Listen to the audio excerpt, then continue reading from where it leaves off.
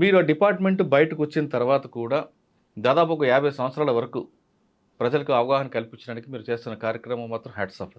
Thank you. అంటే ఆ రోజు వర్క్ చేయడం అన్నది కాకుండా నెక్స్ట్ జనరేషన్కి ఏం కావాలి, అవగాహన అనేది ఇంపార్టెంట్.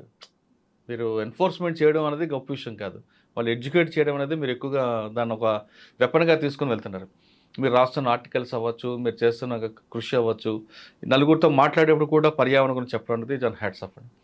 మీరు ఈ డిపార్ట్మెంట్లకి బై ఛాన్సా బై చాయిసా వచ్చారా ప్రశ్నతో పాటు అడవుల్లో పర్యావరణం, జంతువుల పరిరక్షణ, వీటి మీద ప్రజలకు ఎక్కువగా అవగాహన కల్పించడానికి ఉన్న ముఖ్య ఉద్దేశం, ఈ రెండు ప్రశ్నలకు సమాధానం చెప్పే ముందు రామ్మోహన్ గారి కుటుంబ నేపథ్యం, రామ్మోహన్ గారు ఎందుకు ఈ డిపార్ట్మెంట్కి రావాలనుకున్నారు, వచ్చిన తర్వాత దీన్ని ఒక మీ ఇన్బిల్ట్గా చేసుకోవడానికి ప్రధాన కారణం ఏంటి? సార్ నమస్కారం, చాలా మంచి అవకాశం ఇచ్చారు నాకు ఈ విషయాలు చెప్పడానికి. ఎందుకంటే ఇవి చాలా ఇష్టమైన విషయాలు ఒకటి. రెండవది, మీరు పర్యావరణం గురించి మాట్లాడడం అనేది, అంటే ఆ మాట్లాడే వాళ్ళు కూడా చాలా తక్కువ ఈ రోజులలో. మీరు మాట్లాడింది చాలా ఇంప్రెసివ్గా ఉంది, రియల్లీ వండర్ఫుల్. కుటుంబ నేపథ్యం విషయానికి వస్తే, మామూలుగా నేను I belong to Warangal district. I use to work as టీచర్గా పనిచేశాను నేను చాలా కాలం. సుమారు అడవి పరిచయం 12-13 ఏళ్ళుగా టీచర్గా పనిచేశాను. అయితే ఇన్సిడెంటల్లీ మా ఊరు కూడా ఫారెస్ట్ విలేజ్ యాక్చువల్లీ. అదే అంటున్నాను, చిన్నప్పటి నుంచి అడవి పరిచయం ఉంది కానీ నిజానికి ఇందులోకి వచ్చిన తర్వాతనే దీని గురించి తెలిసింది. అంతకుముందు ఫారెస్ట్ విలేజ్ అయినప్పటికీ కూడా నేను ఎప్పుడూ ఫారెస్ట్కి వెళ్ళినవాడిని కాదు. వినేవాళ్ళం టైగర్ గురించి, చెట్ల గురించి, వాటి గురించి చెప్తుంటే నేను వినేవాడిని కానీ ఎప్పుడు వెళ్ళేవాళ్ళం కాదు. ఎక్కడండి? వరంగల్లో పాకాల్ కొత్తగూడెం మండల్లో, అంటే ఇప్పుడు అది గంగారం అనే మండల్ అయింది. కొమట్లగూడెం అనే ఒక చిన్న విలేజ్ అనమాట. ఆ విలేజ్ మాది ఇప్పటికీ స్టిల్ ఫారెస్ట్ విలేజ్. అది ఫారెస్ట్లోనే మధ్యలో లోపల ఉంటుంది అది అనమాట. అంటే విలేజ్ ఏమి ఉండదులేండి, విలేజ్ చుట్టూ ఫారెస్ట్ ఉంటుంది. సో నిజానికి పర్యావరణం గురించి ఏదో ఎగ్జామినేషన్స్ కంటే పోటీ పరీక్షలు అందరు రాస్తారు కదా, నేను కూడా అలాగే ప్రిపేర్ అవుతున్న సందర్భంలో పర్యావరణం గురించి, అలాగే ఏ జాతులు అంతరించిపోతున్నాయి, అంతరించిపోవడానికి గల కారణాలు ఏంటి, ఎందుకు అంతరించిపోతున్నాయి, మరి వాటి గురించి మనం ఏమైనా చేయవచ్చా, ఇవన్నీ చాలా విశ్లేషణతో ఉన్నటువంటి కొన్ని ఉంటుంటాయి. సో అవి నేను చదవడం కారణంగా కొంచెం వాటి పట్ల ఇంక్లినేషన్ అనేది ఏర్పడింది. నిజానికి అనుకోకుండా బై ఛాన్సే మీరు అన్నట్టు ఎగ్జామ్స్ రాస్తున్నాం రకరకాలుగా, సివిల్ సర్వీస్ అని, గ్రూప్ 1 అని, అవన్నీ రాస్తుంటాం. మధ్యలో ఇది వచ్చింది. సరే ఓకే, టీచర్ మళ్ళీ అది వదిలిపెట్టేసి దీంట్లోకి వచ్చాం. సుమారు 14 సంవత్సరాలు అయిపోయింది. ఫస్ట్ పోస్టింగ్ ఎక్కడండి? ఫస్ట్ పోస్టింగ్ అదే నేను చెప్పబోతున్నాను. అదే ముఖ్యమైనది నాకు. బెజ్జూర్ అని చాలా రిమోట్ ఏరియా. ఇప్పుడు కొంచెం పర్వాలేదు. అది 2012 నుంచి 18 వరకు బెజ్జూర్ అనేటువంటి ప్రాంతంలో పనిచేశాను. ఉమ్మడి ఆదిలాబాద్ జిల్లా, కాగజ్ నగర్కి 50 కిలోమీటర్లు ఉంటుంది. మహారాష్ట్ర గడ్చిరోలి జిల్లాకి బోర్డర్ అనమాట. ప్రాణహిత నది యువతల వైపు బెజ్జూరు, అవతల వైపు మహారాష్ట్ర ఉంటుంది.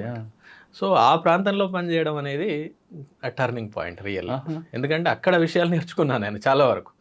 ఫారెస్ట్ విలేజ్ అయినప్పటికీ, ఫారెస్ట్ నేపథ్యం అంటే ఉన్నప్పటికీ కూడా నేను ఎప్పుడు ఫారెస్ట్కి వెళ్ళేవాడిని కాదు కాబట్టి నాకు తెలియదు దాని గురించి.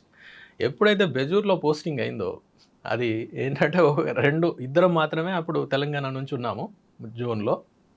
మా జోన్లో అంటే 4 జిల్లాలకి, పాత జిల్లాలు నేను చెప్పేది, దాంట్లో ఉన్న పోస్ట్ అనమాట అదంతా, జోనల్ వైజ్ పోస్ట్. సో అక్కడ నేను పోస్టింగ్ తీసుకోవడం జరిగింది. అంటే వేశారు ఇక వెళ్ళాం, ఇక తప్పదు కదా, మరి వేసిన తర్వాత చేసేదే ఉంది. అంటే అప్పుడు ట్రాన్స్పోర్ట్ కూడా ప్రాబ్లం కదండి, అది చాలా ప్రాబ్లం. అది ఎలా ఉండేదంటే, మీరు సిర్పూర్ కాకినాడ ఒకటి బస్సు, అక్కడ నుండి ఇంకొకటి ఆటోలు, ఇవన్నీ రకరకాల అన్ని వాహనాలు వాడి ఉంటారు, ఎడ్ల బండి సహా. కాకపోతే ఏంటంటే రేంజ్ ఆఫీసర్ కాబట్టి జీప్ ఉంటుంది మనకి తప్పనిసరి. ఇప్పుడు కాగజ్ నగర్ వరకు ట్రైన్ వెళ్ళి, అంటే ఢిల్లీ రూట్ అనమాట అది కాగజ్ నగర్, అక్కడ నుంచి బెజ్జూర్కి వెళ్ళిపోతాం. 50 నుంచి 55 కిలోమీటర్లు ఉంటుంది అది. అంటే 2-3 రూట్లు ఉంటాయి దానికి. అక్కడ వెళ్ళడం అనేటువంటిది, నిజంగా అక్కడ నేర్చుకోవడం అనేటువంటిది, అదే అల్టిమేట్. యాక్చువల్లీ అదే మన ఫౌండేషన్ అనమాట. అంటే నేను అలా అనుకుంటాను. ఎందుకంటే ఒక 2-3 విషయాలు చెప్తాను నేను. ప్రధానంగా అడవులు నాశనం కావడం, పోడు వ్యవసాయం, లేకపోతే ఇంకా అంటే జనాల యొక్క అవసరాల మేరకు అడవిని పూర్తిగా డిస్ట్రాయ్ చేసేసి, నరికేసి పోడు చేసుకోవడం ఒకటి, అడవులు పోవడానికి. రెండవది జంతువుల వేట. విపరీతమైన జంతువులు ఉంటాయి. రకరకాలుగా దుప్పులు, జింకలు, ఈవెన్ ఇప్పుడు టైగర్లకు కూడా రాష్ట్రంలో ఒక అమరాబాద్తో పాటు, అమరాబాద్ నల్లమల్ల ఫారెస్ట్తో పాటు అత్యధికంగా టైగర్లు ఉన్నటువంటి ప్రాంతం కాగజనగర్. పక్కన తడోబా కూడా ఉంది కదా.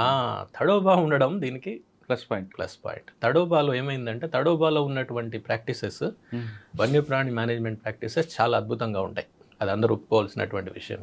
దాని కారణంగా అక్కడ పుల్ల సంఖ్య బాగా పెరిగిపోయింది. పుల్లు అనేటువంటివి ఏంటంటే టెరిటోరియల్ యానిమల్ అనమాట. అది అంటే దానికి ఒక 10 చదరపు కిలోమీటర్లు, 20 చదరపు కిలోమీటర్లు, 50 చదరపు కిలోమీటర్ల ఏరియాలో అది ఒకటే టైగర్ ఉంటుంది. అది దాని సామ్రాజ్యం. అయితే ఈ టైగర్ల సంఖ్య పెరిగిపోవడం వలన, సార్ చిన్న టాపిక్, మీరు పులులు అన్న విషయం తీసుకొచ్చారు. పులులు దాని సరౌండింగ్ అదే రౌండ్ చేసుకుంటుంది. అవును. ఆ మార్క్స్ ఎలా పెట్టుకుంటుందండి? విషయం ఏం చేస్తుందంటే ఆ ఏరియాని అది ఎప్పుడు కూడా కాపాడుకుంటూ ఉంటుంది. ఓకే, అది ఎట్లా కాపాడుకుంటుంది అంటే ఎప్పటికీ ఆ ఏరియాలో, ఆ పరిఫరీలో తిరుగుతూ ఉంటుంది. అంటే పెట్రోలింగ్ చేస్తుంది. మనం పెట్రోలింగ్ అంటాం కదా, అది కూడా పెట్రోలింగ్ చేస్తుంది. చేసుకుంటూ చెట్ల మీద, అలాగే భూమి మీద తన కాళ్ళతోటి రక్కిద్ది అనమాట. గీతలు వాటర్ పెట్టుకుంటుంది. గీతలు పెట్టుకుంటుంది. అలాగే యూరినేషన్ చేస్తుంది. ఓకే, లేకపోతే మలం, ఫీకల్ మ్యాటర్, మలం విసర్జిస్తుంది. సో వీటి కారణంగా బయట నుంచి వచ్చేటువంటి టైగర్ వేరే ఏదైనా ఉంటే ఇక్కడ ఆల్రెడీ ఈ ఇండైరెక్ట్ ఎవిడెన్సెస్ అంటాం వీటిని చూస్తుంది. అది చూసి అది రాదు ఇక లోపలికి. ఫెన్సింగ్ ఉందరా రాదు. ఎస్, ఒకవేళ వచ్చిందే అనుకోండి, కొన్నిసార్లు వచ్చే సందర్భం కూడా ఉంటుంది. ఎప్పుడంటే మేల్ అయితే ఫీమేల్ని అట్రాక్ట్ చేయడం కోసం, ఫీమేల్ అయితే మేల్ని అట్రాక్ట్ చేయడం కోసం, అది అవసరం. అంటే పిల్లలు ప్రోజనీ కావాలి కదా నెక్స్ట్ తరానికి. ఇంకొకటి ఏంటంటే ఇంకోసారి కూడా రావచ్చు, ఇంకో మేల్ కూడా రావచ్చు. ఇప్పుడు దీనికంటే అది బలమైంది అన్నప్పుడు, లేకపోతే దానికి తప్పనిసరి పరిస్థితి ఇక లేదు, మరి ఇంకెక్కడ స్థలం లేదు, తప్పనిసరి ఏదో ఒక దాన్ని ఎంకరేజ్ చేయాల్సిందే. అప్పుడు వచ్చినప్పుడు ఏమైందంటే దాని వాటి మధ్యలో ఫైటింగ్ జరుగుతుంది. జరిగి ఏది బలమైందో అది ఉంటుంది. ఆల్రెడీ ఉన్నదే బలంగా ఉందనుకోండి, అది మిగిలిపోతుంది, లేనిది వెళ్ళిపోతుంది. అంతే. అది ఏదైతే ఓడిపోతుందో that will leave the territory. అలా జరుగుతుంది అన్నమాట. ఆ విధంగా అవి ఎవిడెన్సెస్ని వదులుతాయి. సార్ ఫుడ్ కోసం మరి దాని బార్డర్ దాటి వస్తుందా? ఇక్కడ ఏంటంటే టెరిటరీ అనేది ఫుడ్ పైన, వాటర్ మీద ఆధారపడే టెరిటరీ నిర్ణయం అవుతుంది. ఫర్ ఎగ్జాంపుల్, ఒక 10 చదరపు కిలోమీటర్ల పరిధిలోనే దానికి కావాల్సినవన్నీ ఉన్నాయనుకోండి, ఇక అది బయటికి రాదు, అక్కర్లేదు. ఏదో మేటింగ్ కోసం, ఫీమేల్ కోసమో, మేల్ ఉంటే ఫీమేల్ ఉంటే మేల్ కోసం రావడం తప్ప మామూలుగా ఆహారం కోసం, వాటర్ కోసం రాదు. అది ఆల్రెడీ ఉంది కదా, రాదు. అయితే ఈ సమస్య ఒకవేళ లేవనుకోండి, అప్పుడు ఏమవుతుంది, 10 చదరపు కిలోమీటర్ల ఏరియా కాస్త పెరుగుతుంది. అంటే ఎక్కడి వరకు అయితే వెళ్తే దానికి దొరుకుతాయో ఆ స్థలాన్ని అది తన యొక్క టెరిటరీగా ఏర్పరచుకుంటుంది.